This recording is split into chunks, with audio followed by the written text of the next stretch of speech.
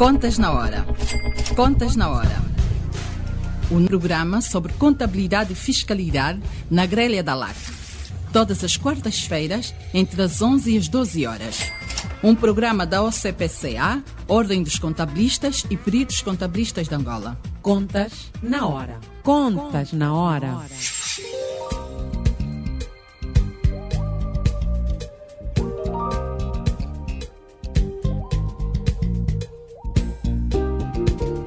Estimados ouvintes, muito bom dia. Sejam bem-vindos à 164ª edição do Contas na Hora, o programa de rádio da Ordem dos Contabilistas e dos Peritos Contabilistas de Angola. Eu sou a Cristina Silvestre e, com todo prazer, estou todas as quartas-feiras, das 11 às 12 horas, para levar até si as últimas da atualidade relacionada com a contabilidade, auditoria e fiscalidade em Angola e no mundo.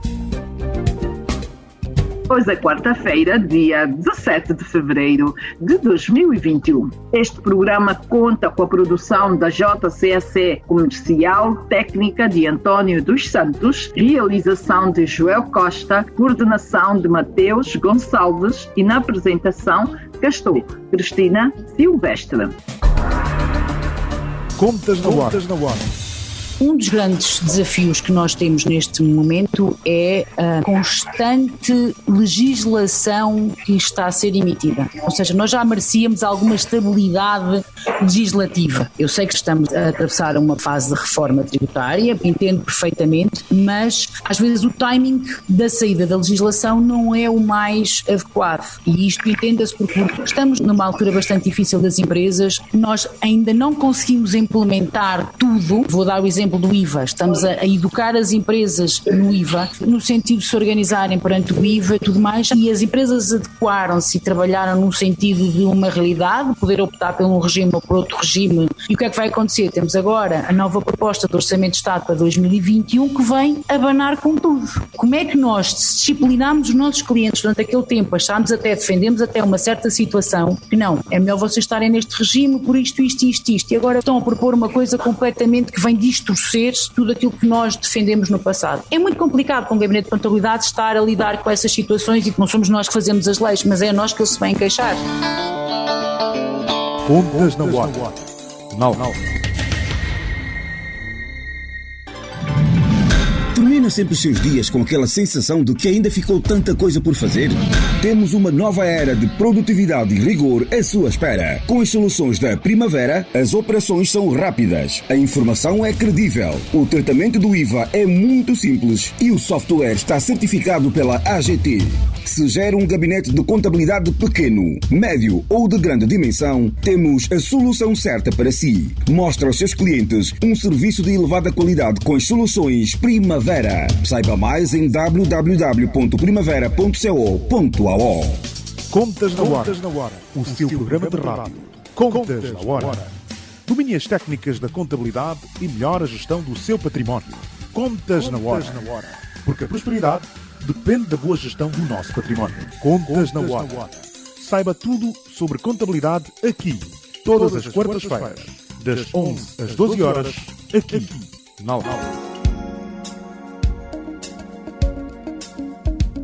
Hoje vamos falar sobre a segunda edição, sobre os fechos de contas. E os nossos convidados são os contabilistas Isabel Almeida. Bom dia e seja bem-vinda a mais uma edição. Bom dia, caros ouvintes, bom dia aos colegas todos da profissão, bom dia aos colegas que aqui estão, vamos a isso. Também está connosco o contabilista Ricardo Fernandes. Bom dia, Ricardo, e seja bem-vindo mais uma vez ao Contas na Hora. Muito bom dia, Cristina, muito bom dia, estimados ouvintes, muito bom dia para os colegas de painel. Vamos dar o nosso contributo mais uma vez nesta sessão. Muito bem, e também está connosco o Carlos Mitange. Estamos a fazer o programa via Zoom e as comunicações não estão muito boas, por isso o Carlos está no ente de saída e assim que for possível ele regressa e vai responder ao nosso bom dia. Agora vou passar para o Décio Fernandes. Décio, muito bom dia e seja bem-vindo mais uma vez ao Contas na Hora. Bom dia, Cris, bom dia, colegas e estimados ouvintes. Estamos aqui uma vez mais para dar a nossa contribuição para o engrandecimento da nossa profissão e esclarecimento de dúvidas a quem as tiver. Muito bem, estamos no período de fecho de contas, o período que vai de janeiro a maio, é o período em que os contabilistas elaboram os relatórios e contas para apresentarem a gestão e apresentarem também a Administração Geral Tributária para efeito do imposto industrial. Na semana passada começamos pela classe 1, abordamos de forma resumida, mas com pormenores muito importantes, aquilo que é a classe do imobilizado corpóreo. Tínhamos deixado para trás 2 grupos, investimentos financeiros e o imobilizado incorpóreo. Então o imobilizado corpóreo é da classe 1 e é o grupo de contas 12, imobilizado incorpóreo. Décio, o que é que pode nos adiantar com relação a este imobilizado incorpóreo? O que é o imobilizado incorpóreo? No imobilizado incorpóreo, ou como o normativo internacional refere, ativos intangíveis, nós podemos englobar nomeadamente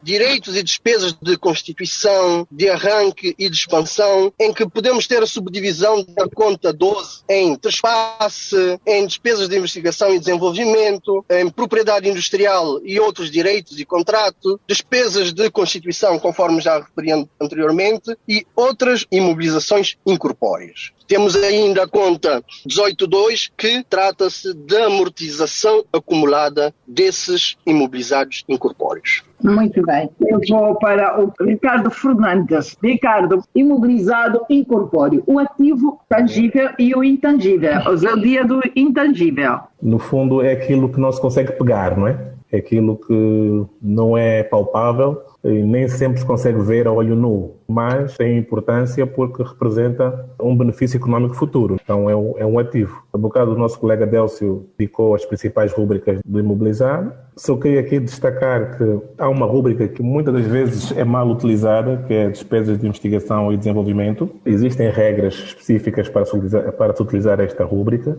onde só podemos considerar mesmo como um ativo essas despesas de investigação se houver alguns critérios, e um deles é um estudo técnico que comprova que essas investigações vão dar origem a um resultado positivo, não é? Seja como for, como qualquer outra rúbrica do nosso PGC, é preciso ir aos critérios de valorimetria e o contabilista tem que saber como fazer enquadramento e como classificar nas contas.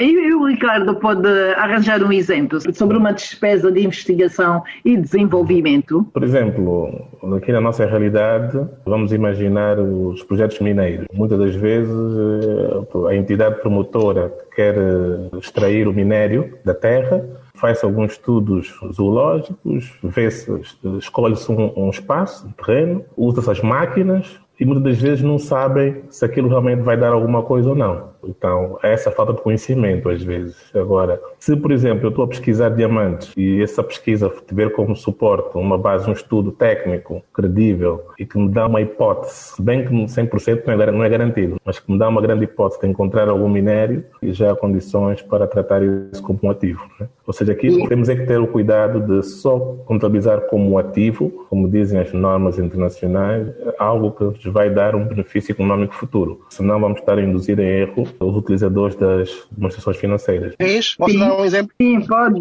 Desce. Por causa da reforma tributária que veio obrigar os empresários, por exemplo, a adquirir software certificado pela AGTT, nós podemos dar um exemplo que é as empresas produtoras de software. Imagina aí um grupo de 3 jovens inteligentes, informáticos e outro com arcabouço para a área comercial, etc., decide desenvolver um software para comercialização em Angola. Durante a fase de investigação e desenvolvimento, pode ser classificado como aquela fase inicial da programação, da análise das várias áreas que esse software vai ter e, conforme o colega Ricardo Fernandes disse, e saliento desde já, há que ter em atenção a questão desse software vir sim a gerar um benefício futuro, que neste caso é o quê? É a comercialização do software e haverá aí um influxo financeiro para a empresa. Então, nesta fase de investigação e desenvolvimento, pode entrar aqui provavelmente as próprias horas de custos com o pessoal referente à programação, pode entrar aí a aquisição de algum software base de programação, pode entrar aí custos diretamente, que influem diretamente para a criação desse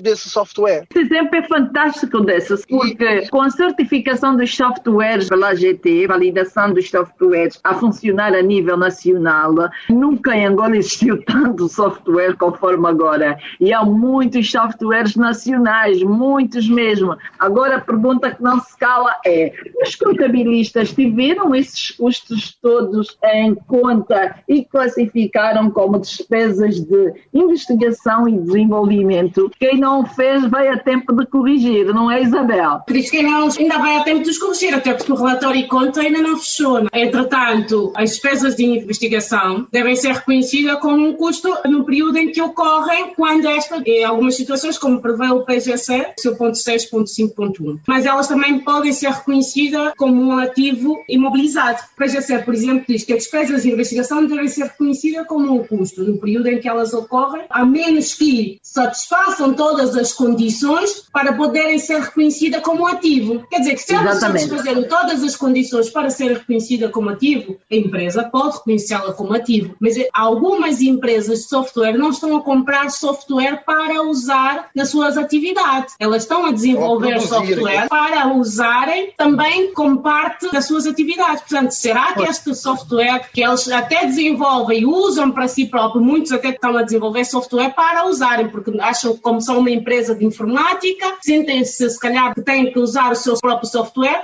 Muitos estão a usar software não para comercializar, mas até para o seu próprio uso. Portanto, será que o tratamento estão a ser dado em conformidade com a Lei 82/01? Isto nos chama a atenção. Muito bem. Uma das coisas também a considerar, relativamente ainda aos ativos incorpóreos, e a norma internacional até prevê estas questões, são as chamadas formações. Por exemplo, eu posso considerar uma formação como um ativo incorpóreo, como um imobilizado, desde que esta reúne as condições para ser considerado. Não necessariamente que as formações têm que ser custo. Muitas empresas, até muitas são grandes, têm formações que até podiam ser consideradas como imobilizados, não têm essa avaliação nos termos do PGC e as consideram na totalidade como custo, porque até se elas estiverem protegidas por um direito legal, por exemplo, que é um contrato, que este trabalhador vai fluir benefícios económicos à empresa, essa formação que foi dada a este trabalhador, há um vínculo, um direito protegido, que é o tal contrato de que ele, durante esse período, terá que executar o que aprendeu nesta formação dentro da empresa. Portanto, eu posso considerar como um ativo imobilizado incorpóreo. Não necessariamente que tenha aqui custo, como é o normal, a gente sempre considera tudo na totalidade como custo, mesmo que cumpram com os requisitos para serem considerado como um ativo de imobilizado. Muito bem.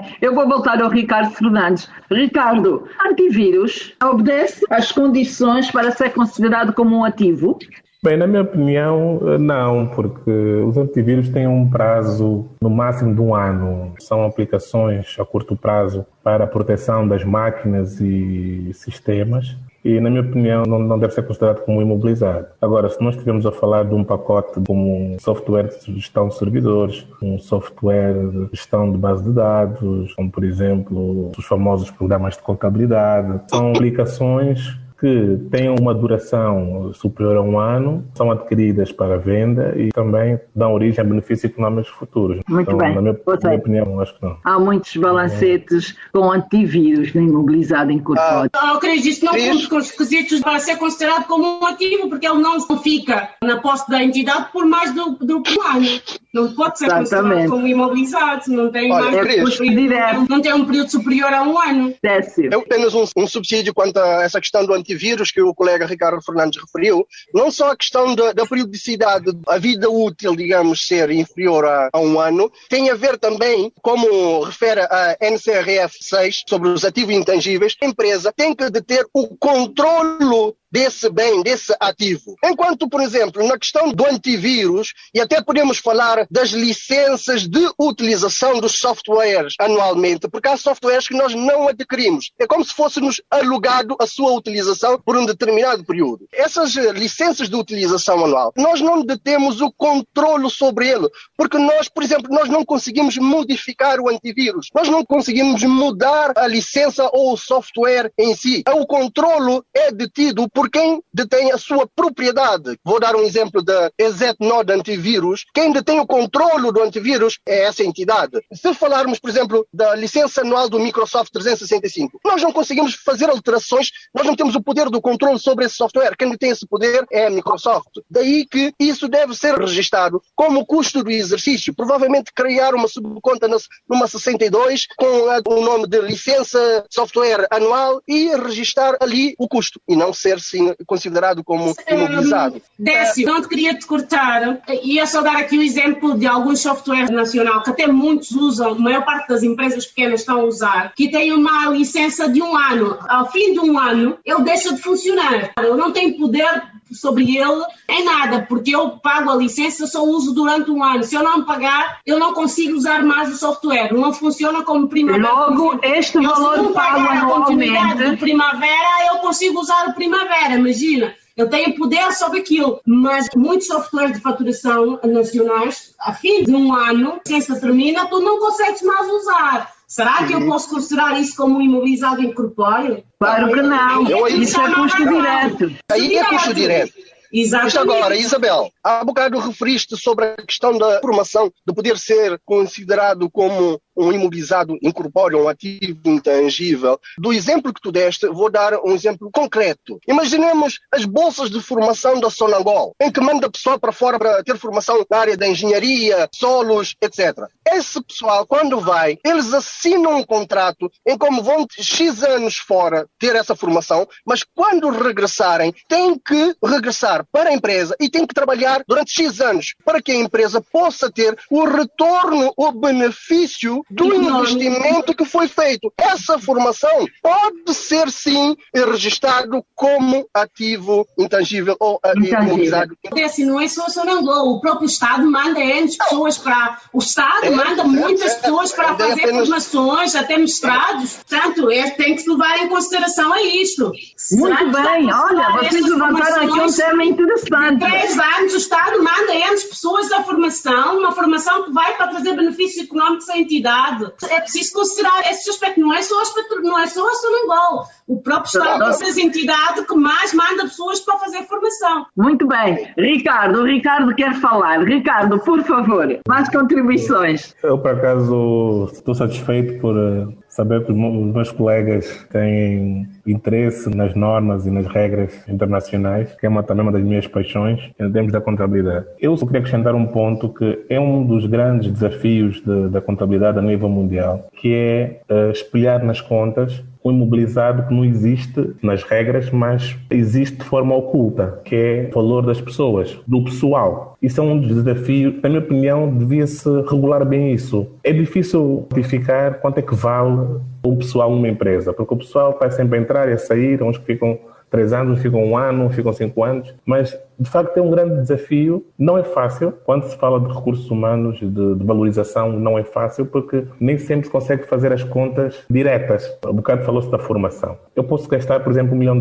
em formação, o pessoal volta para trabalhar para a empresa, fica 2 anos, depois sai, e não vou recuperar o investimento que tive. Ou seja, se eu levar isso a imobilizar, depois tenho que controlar o custo-benefício. Vou ter que fazer imparidades, provavelmente, vou ter que fazer ajustes. Então, é um grande desafio porque não é fácil valorizar os recursos humanos das pessoas. Não é? Ricardo, mas, pelo menos daquilo que eu sei, esses contratos têm mesmo a ressalva de que se a pessoa não trabalhar o prazo de X anos em benefício, eles têm que indemnizar a entidade que lhes deu. Exatamente. É isso mesmo. A empresa pode não ter o influxo diante o benefício ou a mais-valia que esse formando vai trazer para a entidade, mas aí terá o influxo pela compensação que esse formando, ao sair da empresa, tem que retribuir à empresa. Por isso é que a norma internacional fala da proteção por um direito legal. Pois, e mais, tem que haver esse direito legal para poder considerar como um ativo imobilizado. Em 2009, eu encontrei este procedimento num banco. Fiquei a saber que aquele banco existe até hoje no mercado angolano. Sempre que manda os funcionários para uma formação, têm que assinar uma declaração de compromisso de que vão permanecer na instituição nos próximos 3 anos. Se não ficarem nos próximos 3 anos, devem devolver o que a empresa custeou em sede de formação. É um investimento e a empresa Exato. tem que saber recuperar este investimento, tem que conseguir recuperar. Se fomos formados e dia seguinte estamos a ir embora, era bem bom. Então também já fica aqui um alerta para as empresas que nos estão a acompanhar, sempre podem criar esse procedimento e assim não veem os quadros a desaparecerem do dia para a noite. Muito bem, já estão aqui boas contribuições. Agora, vamos supor, muitas empresas estão a pagar a formação dos estagiários da vossa Exatamente, PCA. Isabel. É um investimento. Depois, então, daquilo que vão aprendendo no EAC, venham a dar a benefícios à empresa. Além de adquirirem a carteira profissional, aqueles conhecimentos que foram-lhes atribuídos, vão passar a executar na empresa. Portanto, as empresas podem sempre fazer um contrato de vínculo legal, falando com um jurista, um advogado, e pôr isso inscrito, e sim considerar esse investimento. Não como um custo, mas sim como um imobilizado. E ter até esta proteção de que se ele não exercer a atividade daquela formação que lhe foi dada durante um período X, devolve o dinheiro à empresa. Já imaginaste se toda a formação que a pessoa recebe on job, desde o primeiro dia que entra na empresa, se tudo fosse assinado... Também depende muito do valor da formação, Ricardo. Não vem uma formação de 100 mil kwanzas que eu vou querer que o trabalhador depois tenha um contrato de proteção de direito legal como coisa. Não, mas isso depende muito do valor da formação. Se calhar uma formação de 5 milhões de kwanzas já é bem considerável. Mas a formação nem sempre é fácil de quantificar. Não é? Todo aqui um exemplo, só provocativo, não é? Estou aqui a provocar. Pois é. Por exemplo, nós quando recrutamos um jovem para os nossos gabinetes de contabilidade, eu pessoalmente prefiro recrutar pessoal sem experiência. E já somos dois. Vou moldando a imagem do meu gabinete. Se eu for a quantificar aquilo que ele aprende, desde que entra, até 3 anos que fica lá, que a média só fica comigo, diz que é um investimento. Mas não estamos a falar desse tipo de formação, Ricardo. Formação que a norma internacional fala não é nesses moldes. Sim, mas formação é formação. O Delcio deu, por exemplo, agora o exemplo da Senegal. Vai haver ali a formação dos fluxos de caixa. Eu não vou pôr isso a imobilizado, mas uma formação pesada como é o curso de atualização da CPCA pode valer a pena. Ou então, desse exemplo prático que temos das entidades públicas que mandam só para fora e têm milhões e milhões de kwanzas de custo, que isso deve, do meu ponto de vista, deve sim ser levado em investimento. Agora, a formação regular do dia a dia, eu acho que não compensa sequer o trabalho, o custo que vamos ter para a mensuração desse custo, não compensa sequer para podermos classificá-lo como ativo, mas vale levá-lo direto a custos e registrar o custo do ano e acabou-se. Isso não é uma questão de compensar, é uma questão do tipo de despesa que estamos a ter, não é? Eu estou a dizer, se fôssemos ao limite, ao pormenor, tudo é investimento. Sim. Ricardo, atenção, na contabilidade temos que nos fazer valer dos juízos de valor sobre as diversas situações que nos parecem. Vou dar-te um exemplo. Real investimento. Vamos lá ver, por exemplo, um restaurante. Um restaurante vende os pratos e as bebidas, mas tem outros custos indiretos, como o pano de papel que põe na mesa, os palitos, os guardanapos, etc. Só que isso não incorpora, ou não reconhece isso como ativo, porque o custo de controlo das saídas desses bens é superior ao benefício que ele iria ter enquanto classificado como imobilizado. Daí que quando se compra, por exemplo, guardanapos, levam aquilo diretamente a custos. Mas se me disseres a carne, saco de arroz ou saco de feijão, é facilmente controlável, quantificável e mensurável para se reconhecer como ativo e, consequentemente, dar-se a saída por custo das mercadorias vendidas. É só uma questão, às vezes, de juízo de valor. Muito bem, caro ouvinte, só agora sintonizou, olá que está no ar a edição 164 do Contas na Hora, o programa de rádio da Ordem dos Contabilistas e dos Peritos Contabilistas de Angola. Eu tenho em estúdio contabilistas, membros do CPCA, a Isabel Almeida, o Carlos Mitage, que está com dificuldade em participar desta conversa. Vamos ver se agora na segunda parte possível o Décio Fernandes e o Ricardo Fernandes têm o mesmo sobrenome, mas não são manos, só coincidência. E o nosso tema são os procedimentos de fecho de contas nesta que é a fase de pico para os contabilistas. Entre janeiro e maio é o período em que os contabilistas estão a finalizar as contas do ano anterior rigor. E então estamos aqui a desfilar pelo PGCA, que é o plano de contas que orienta o dia a dia da vida do contabilista. É a Bíblia do contabilista. E com situações pertinentes, temas que deram aqui um debate interessante com relação à formação. Deixamos aqui uma boa referência com relação à sensibilidade a se ter quando se tratar de uma formação. Quando é que é levado a custo, quando é que se pode considerar um ativo, com vários exemplos. Continua conosco, vamos ao intervalo e voltamos já em minutinhos. Contas na Hora, o seu programa de rádio. Contas na Hora. Termina sempre os seus dias com aquela sensação de que ainda ficou tanta coisa por fazer? Temos uma nova era de produtividade e rigor à sua espera. Com as soluções da Primavera, as operações são rápidas, a informação é credível, o tratamento do IVA é muito simples e o software está certificado pela AGT.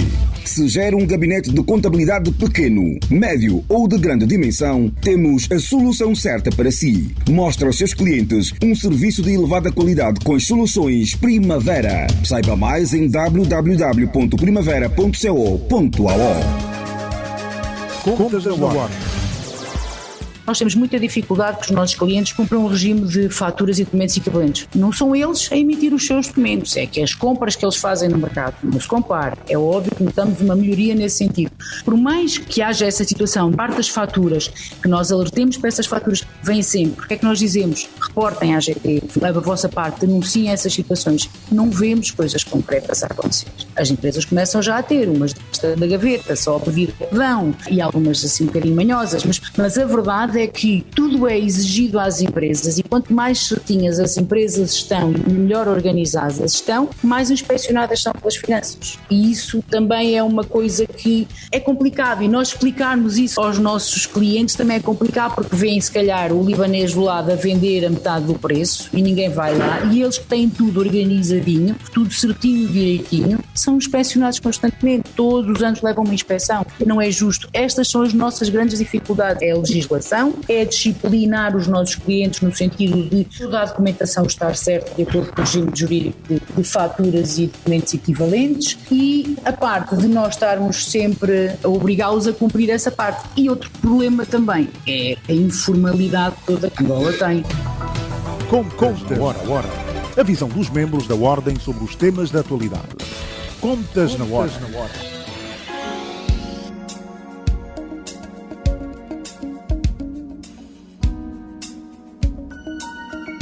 Caro ouvinte, é a segunda parte do Contas na Hora, a edição 164 do Contas na Hora, o programa de rádio da OCPCA. Vamos continuar e agora são os investimentos financeiros. Carlos Mitais, e cuidado, os colegas que estão a acompanhar este programa devem ter com este grupo de contas que trata dos investimentos financeiros. Sinto muito não ter participado das discussões relativamente aos ativos intangíveis, mas vou compensar dando o melhor contributo possível neste capítulo, investimentos financeiros. Os investimentos financeiros fazem parte também do grupo dos ativos fixos. Contrariamente ao ativo fixo tangível e ativo intangível, os investimentos financeiros, eles têm a natureza de realizável a médio e longo prazo. Eles são detidos também por um período superior a 1 ano e o seu objetivo é aumentar a riqueza da empresa de duas formas, quer pela obtenção de juros, royalties, dividendos ou renda,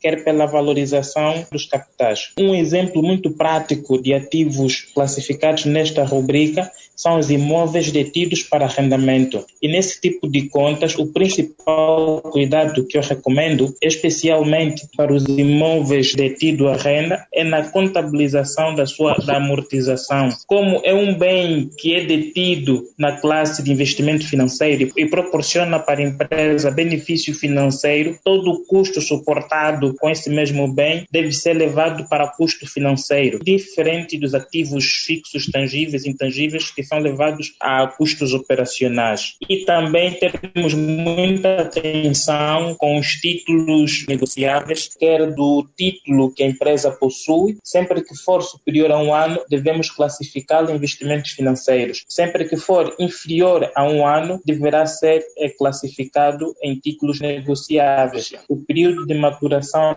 desses títulos é fulcral para a classificação deste elemento, se for investimento financeiro ou um ativo corrente em títulos negociáveis. Muito bem, Carlos. Está cá uma boa contribuição, sim senhora, à volta deste tema. Eu vou passar para o Ricardo Fernandes. Ricardo Fernandes, o que é que tem a dizer com relação a investimentos financeiros? Aqui o colega Carlos fez uma excelente primeira abordagem, focou-se mais nos investimentos em imóveis, títulos para imóveis. Quero reforçar essa atenção. Se tivermos um imóvel que tem como objetivo dar algum rendimento à empresa, não apenas para efeitos ocupacionais, como escritórios, mas como arrendar e ter rendimentos, tem que ser mesmo em investimentos. Em relação também aos investimentos, tem que ter atenção às participações, quando nós temos participações em outras empresas. Depende um pouco da percentagem da participação que vamos tendo nas empresas. É preciso ter atenção à contabilização, quer na aquisição dessas participações, caso haja lucro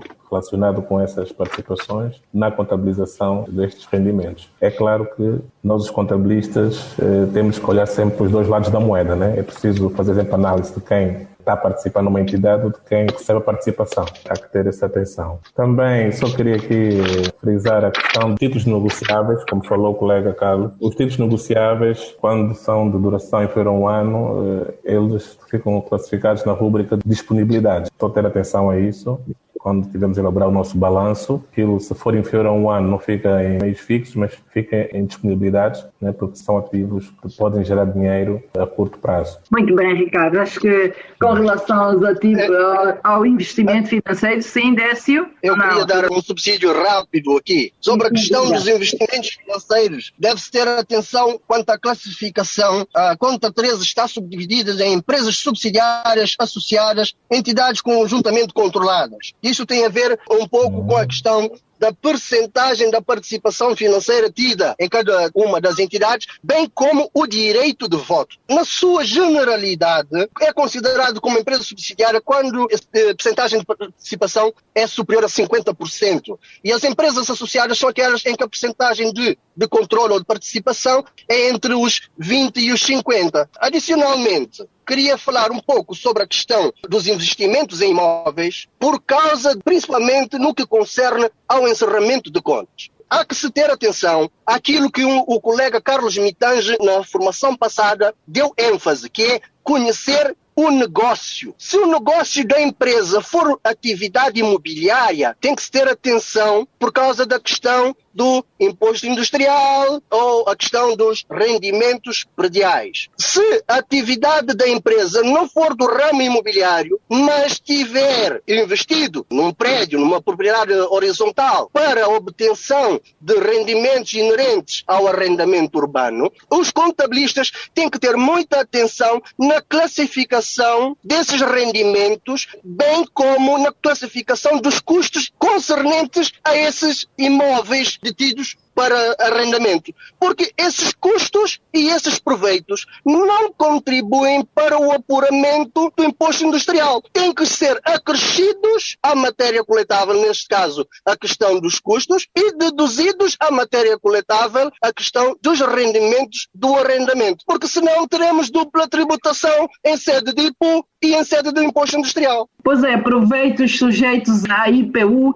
ficam isentos de imposto industrial e isto está bem esclarecido no Código do Imposto Industrial, não é? Exatamente. Como estamos a referir sobre investimentos em imóveis, achei conveniente salientar isso, sim, senão o pessoal esquece-se. Muito bem. O Carlos aqui a pedir a palavra. Carlos, sim, diga. Era importante realçar, o colega que antecedeu-me voltou a tocar na necessidade de conhecermos a atividade operacional da empresa. É importante nós termos cópia da documentação legal arquivada, da documentação legal das empresas associadas, quer subsidiárias. Para poder fazer o devido enquadramento com base na participação de cada. Por experiência própria, nós temos um cliente que gere participações e infelizmente cometeu-se muitos erros no tratamento dessas participações porque nós inicialmente descuidamos-nos desta questão. Cometemos essa grande insuficiência, essa grande gafe. Não tínhamos muitos dos documentos das participações das outras entidades e cometemos erro na classificação. Então é muito importante nós termos o documento arquivado na contabilidade. E depois, nós soubermos a intenção da gestão perante estas participações. A empresa vai detê-la, vai revendê-la. Qual é o objetivo da detenção desta participação? Só assim nós poderemos classificar devidamente. E ainda relativamente aos bens imóveis, nós temos que ter atenção aos móveis, por exemplo. Nós temos essa situação no escritório de imobiliárias e tem os móveis nos edifícios arrendados. Como é que vamos classificar esses móveis? Então também, nós inicialmente, também, ao fim de um estudo apurado sobre a matéria, classificamos também os móveis em investimentos financeiros, porque eles estão incorporados numa propriedade que é investida, que proporciona renda à entidade e muitas vezes o preço da renda é cobrado também fazendo menção ao valor dos móveis que estão ali alocados. Esses móveis, de forma indireta, participam na renda a receber pela entidade. Nós classificamos também esses móveis como investimentos financeiros. E o tratamento, quer das amortizações desses móveis, devam ser classificados como custos financeiros. Pois é, agora há um TPC que vocês levaram e todos estão a passar do lado, ninguém quer tocar no TPC. Eu não me esqueci. Os títulos que foram vendidos e nunca estiveram registados na entidade. Que solução para isso?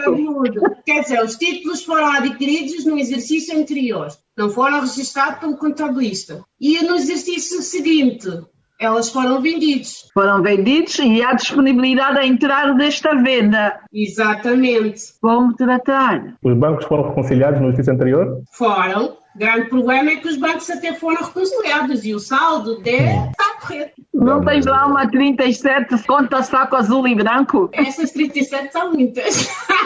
Pois é, está justificado. Não é problema. Estamos a olhar para o saco porque não pode existir sacos na contabilidade.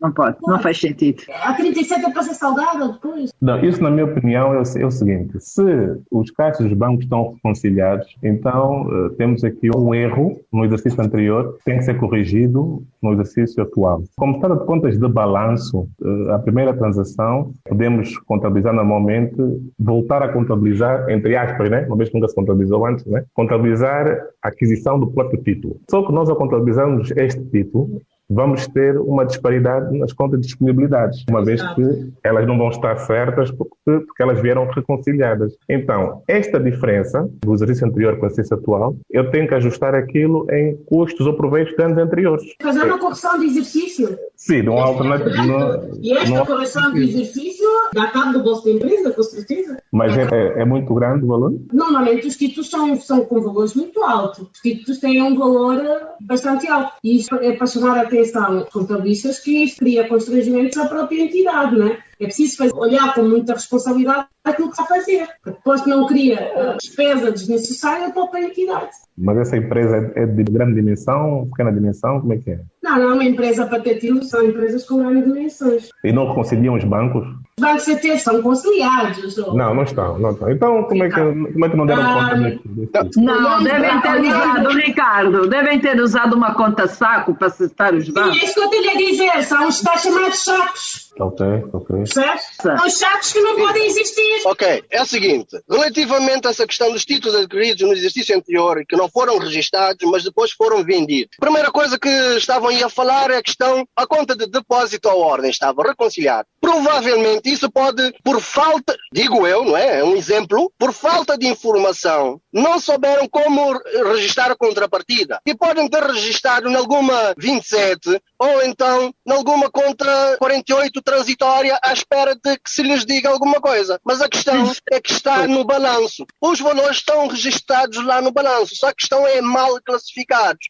Então é assim, Carlos, nós estamos a tratar da contabilidade e a contabilidade trata das coisas passadas e do presente. E nós temos que, neste caso, uma vez que o título vai ser vendido, não podemos deixar existir uma venda sem ter havido a aquisição. É como se a gente estivesse a vender uma mercadoria, um computador, sem eu sequer ter registrado a sua aquisição. Não tem lógica. Então, mesmo no exercício corrente, eu tenho que reclassificar essa aquisição dos títulos negociáveis e temos que ter atenção à questão do valor nominal ou valor da aquisição, bem como o justo valor desses títulos. Para quando da venda, podermos registar os proveitos, mas tendo em consideração possíveis desvalorizações do título.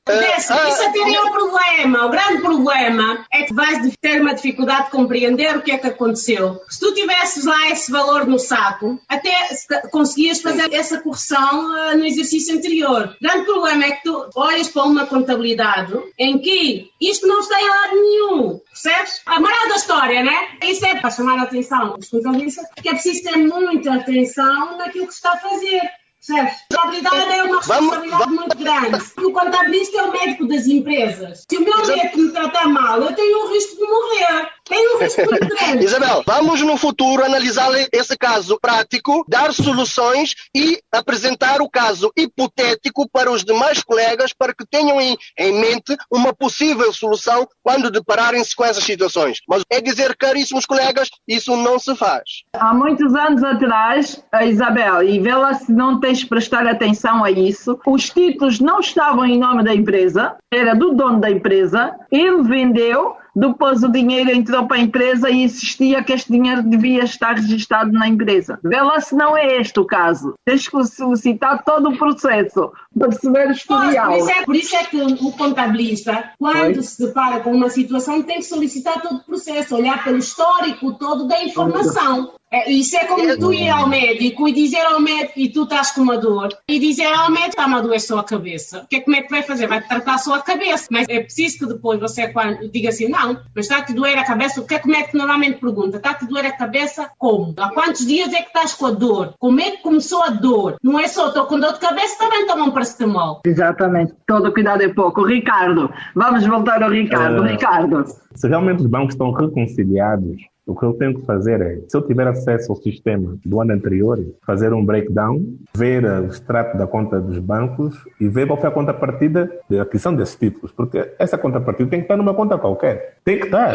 Supostamente devia estar. Não, mas tem que estar, senão o balanceiro não fica balanceado. Porque tem que estar ou numa conta de balanço ou numa conta de... A regra fundamental, o débito tem que ser numa conta saco. A Isabel já disse que deve estar numa conta saco, porque está cheia de conta saco. Tem mesmo que fazer correção de exercício, não tem como não mas fazer espera correção de aí, exercício. se tiver numa conta saco, não há impacto em termos de resultado. Não. Sim, mas influencia o balanço. Não, é uma troca de posição, ela por ela. Era por ela, pois. E não é isso. Se tiver numa conta de balanço no ano anterior, apenas vou reclassificar, como disse o Décio. Reclassificar, sim. Mas nada, aqui não há impacto de resultado, não se altera as contas, fica tudo... Praticamente é uma reclassificação. E vai continuar no ativo. Exatamente. E nas notas... Sim, vai continuar no ativo.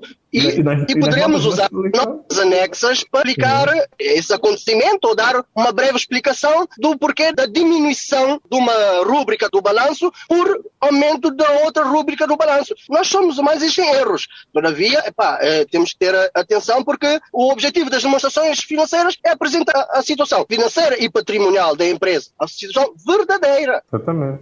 Agora, se os bancos não estiverem reconciliados, aí a história já é outra. Ia ser o impacto mais negativo. É uma vergonha para o contabilista. Sim. Até mesmo os investimentos financeiros devem ser mensurados, né, pelo justo valor. Portanto, estas coisas também têm que levar em consideração. Muito bem.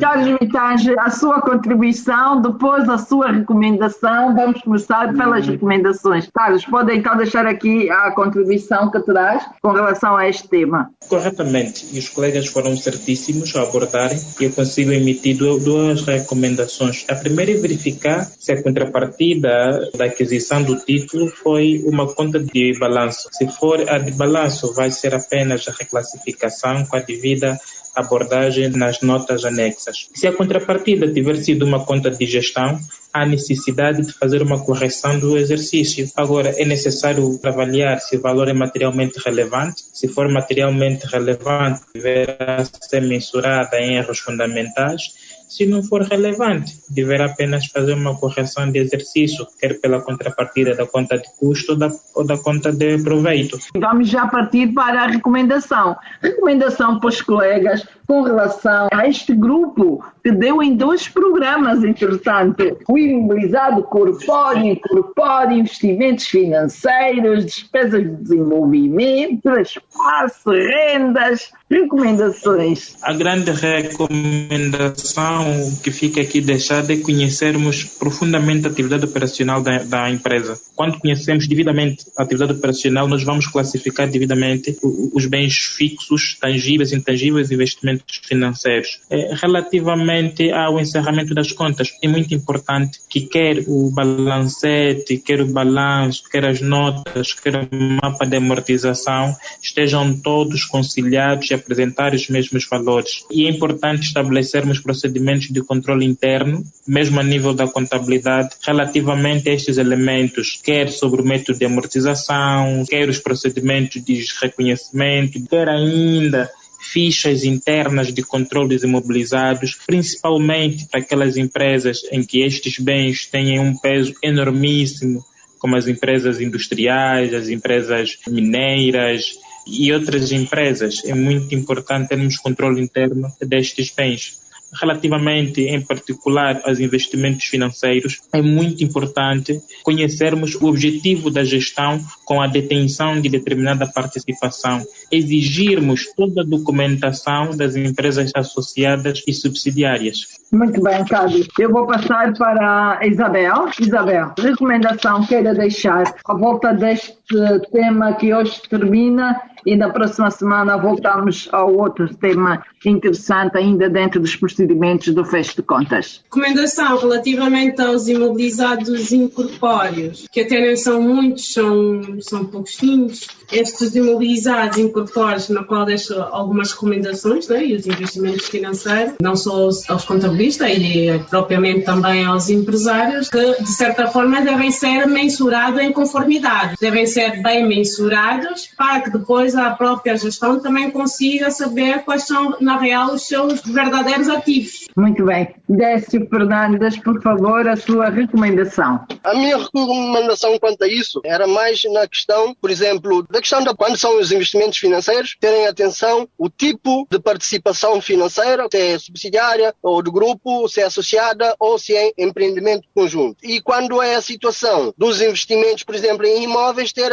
atenção à questão no encerramento de contas para acrescerem e deduzirem à matéria coletável os custos e os proveitos, porque não concorrem para a determinação do imposto industrial. Muito bem. Agora com o Ricardo, recomendações que queira deixar à volta deste tema que foi muito interessante. Foi uma escola até para mim. Em relação aos imobilizados incorpóreos e investimentos financeiros, faço uma recomendação aos empresários a terem atenção a estes tópicos, porque isto tem impacto no valor patrimonial do negócio, não é? Muitas das vezes, quando se quer fazer uma avaliação da empresa para situações de parcerias e due diligence ou outras tarefas, é importante saber o valor real da empresa. Então é muito importante uma correta classificação dos ativos. Os contabilistas têm que ter a certeza de que aquilo que está a contabilizar tem sempre um suporte documental e que vai de encontro à rúbrica. Não podemos ser mecânicos. Tudo aquilo que eu tiver a contabilizar, eu tenho que saber quais são os critérios de valorimetria, tenho que saber quais são as regras, tenho que saber quais são os suportes documentais para que não haja erros materialmente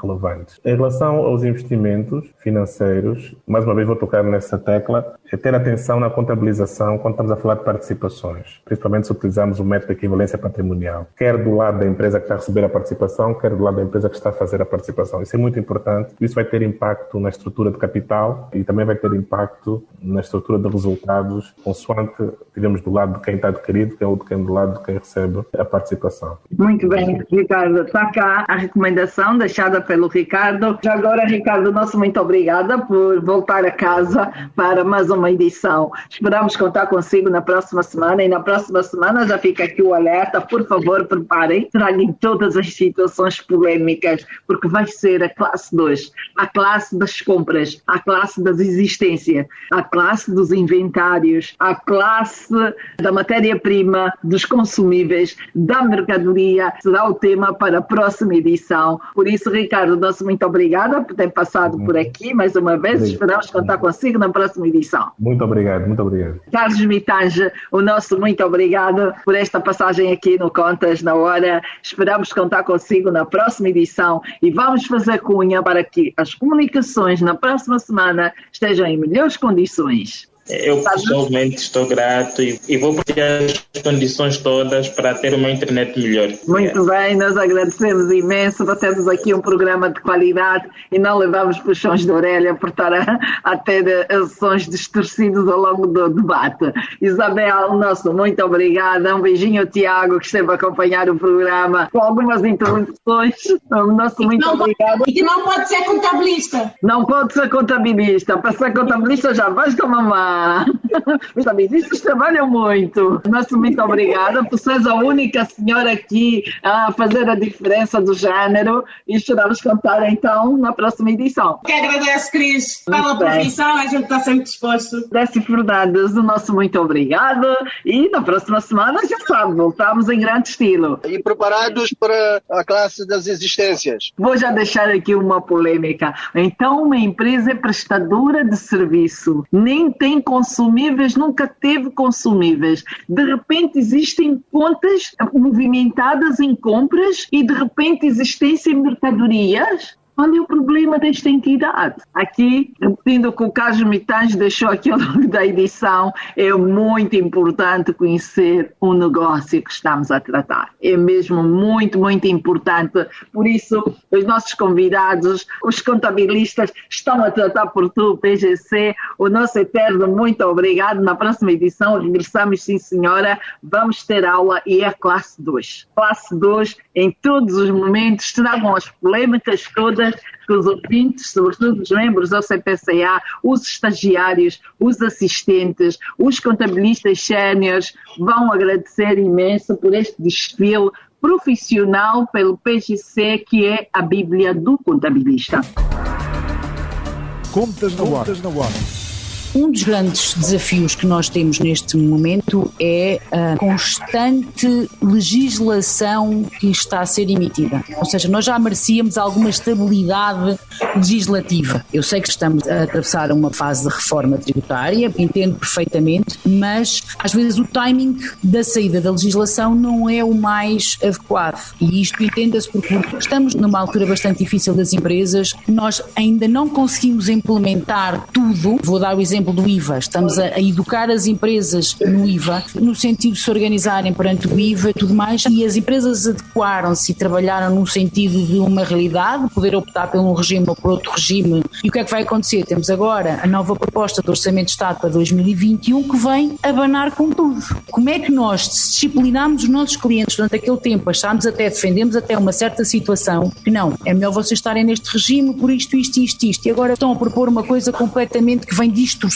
tudo aquilo que nós defendemos no passado. É muito complicado com o Gabinete de Contabilidade estar a lidar com essas situações e que não somos nós que fazemos as leis, mas é a nós que eles se vêm queixar. Contas na hora. Não. Termina sempre os seus dias com aquela sensação de que ainda ficou tanta coisa por fazer? Temos uma nova era de produtividade e rigor à sua espera. Com as soluções da Primavera, as operações são rápidas, a informação é credível, o tratamento do IVA é muito simples e o software está certificado pela AGT. Se gera um gabinete de contabilidade pequeno, médio ou de grande dimensão, temos a solução certa para si. Mostra aos seus clientes um serviço de elevada qualidade com as soluções Primavera. Saiba mais em www.primavera.co.ao. Contas na hora. O seu programa de rádio. Contas na hora. Domine as técnicas da contabilidade e melhore a gestão do seu património. Contas na hora. Porque a prosperidade depende da boa gestão do nosso património. Contas na hora. Saiba tudo sobre contabilidade aqui, todas as quartas-feiras, das 11 às 12 horas, aqui, na hora.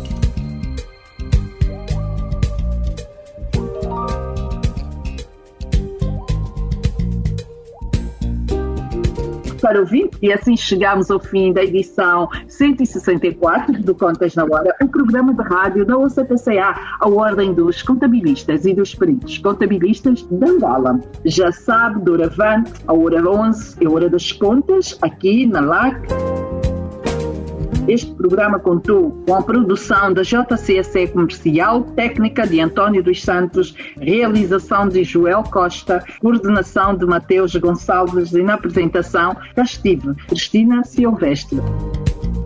A todos votos de continuação de excelente dia e até a próxima quarta-feira. Contas na Hora. Contas na Hora. Um programa sobre contabilidade e fiscalidade na grelha da LAC. Todas as quartas-feiras, entre as 11 e as 12 horas. Um programa da OCPCA, Ordem dos Contabilistas e Peritos Contabilistas de Angola. Contas na hora. Contas na hora.